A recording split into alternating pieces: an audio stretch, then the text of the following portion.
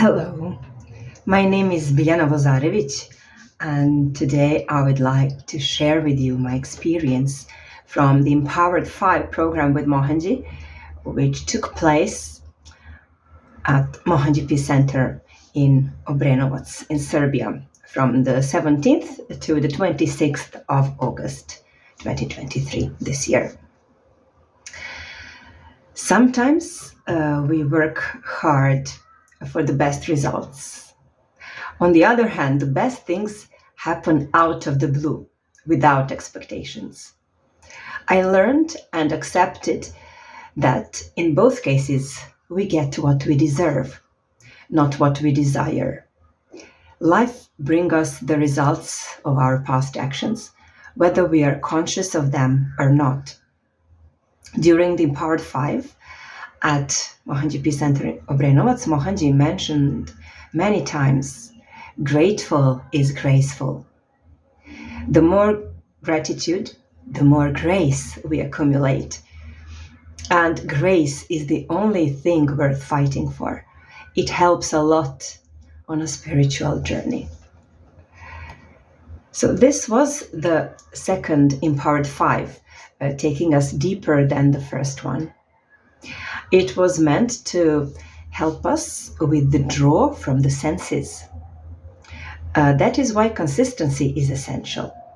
Each Empowered 5 takes us deeper within. So we go within, turn within, each of them takes us a little bit deeper. So during this 10-day program, which was very intense spiritual practice, we had an exceptional environment, proper vegan food, sleep, nature, and an energized place with live murtis of Ganesha, Dattatreya, and Shirdi Sai Baba at this venue. And a true master was there. Can you imagine? It would have been a real self-injustice if we hadn't used this to the fullest. Whatever guidance Mohanji gave, I obeyed sincerely. So I'd like to tell you about Mohanji's omniscience. I'll read my experience. Mohanji spontaneously showed his omniscience. For example, he called people by their names during the photo session. How did he know their names? He had never met them in person before. Or even if he did, they were in the audience and they weren't introduced to each other in person. Or even if they had been introduced to each other in person, it was among hundreds and hundreds of other people. So for example, he said, "Oh, Tihomir, come." It was like warmly said, like to a best friend. Or, "Oh, Isidora, come." Another example was when Devi mentioned how Mohanji noticed that some people had bloated bellies. So he guided her to do Pavan Muktasana, a yoga posture for this bloated belly to settle this. Right. And Mohanji was not there. He was in his room. This was a totally different place. So it showed that distance doesn't play any role for him to see and to be at any place, at any time. Furthermore, during the morning satsangs, Mohanji said directly, "I see what you are thinking. Your thoughts are crazy, so I prefer not to look at them much. You are here physically, but you are somewhere else in your mind. You think, oh, what is going to be for lunch? Or it's really stupid state to be in." Now I tell you about the eruption of my causeless laughter, ecstatic laughter that happened to me suddenly. I followed the new technique as much as I could. Sometimes I skipped lunch or dinner because I didn't want to interrupt practice, or because I was so absorbed within and didn't hear the call. I had trained myself earlier to feel the energy within, and now I had enough time to romance it. Breath and I were like two lovers trying to live harmoniously with a heartbeat. There were times when this orchestra was noisy and out of chord. Unfortunately, there were times when they played celestial symphonies of inner realms. Then, nothing outside bothered me. I felt like I was floating on a boat on the peaceful sea with a breeze over my body. And I was astonished when the program organizers, that was Nicolina, she said it had been the 10 hottest days of the year, so almost 40 degrees Celsius. On the 10th day, after sitting for so long, I felt like relaxing my body a bit. The moment I touched the floor with my torso and the head, just out of the blue, my heart opened. I was overwhelmed by uncontrolled, ecstatic laughter and tears. Tears like when an innocent baby or a toddler bursts into laughter and giggles. Laughter bordered with crying. It was sometimes laughter, sometimes crying, so it was merging one with the other. Tears were rolling from the corners of my eyes down to my ears. The eruption of laughter, accompanied by crying out of joy, continued and continued. As per my feeling, I don't know, for a very long time, like for half an hour. It was pure ecstatic bliss beyond time and space. When I started thinking what it was, it would subside a little bit for a breath or two. And then it continued again. Luckily, the eruption was much stronger than my mind, and my heart was able to bear such an explosion. And I was addressing Mohanji these moments with gratitude for this experience. And I wanted it to last forever.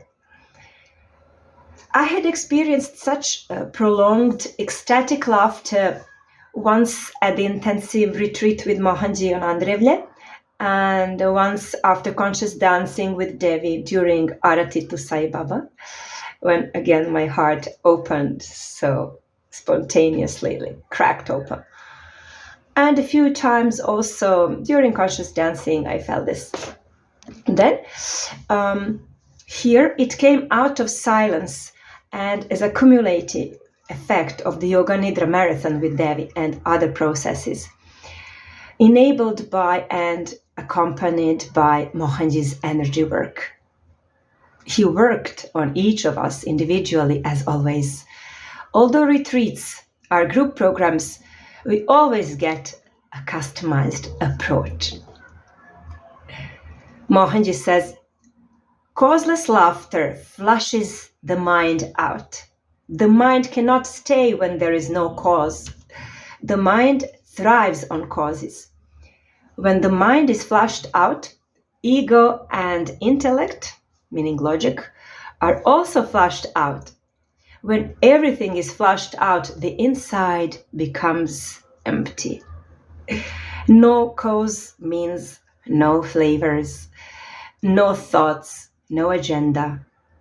In that empty space, when everything is nullified, fundamental corrections in character and constitution can happen. This is induced by a seeming activity such as laughter.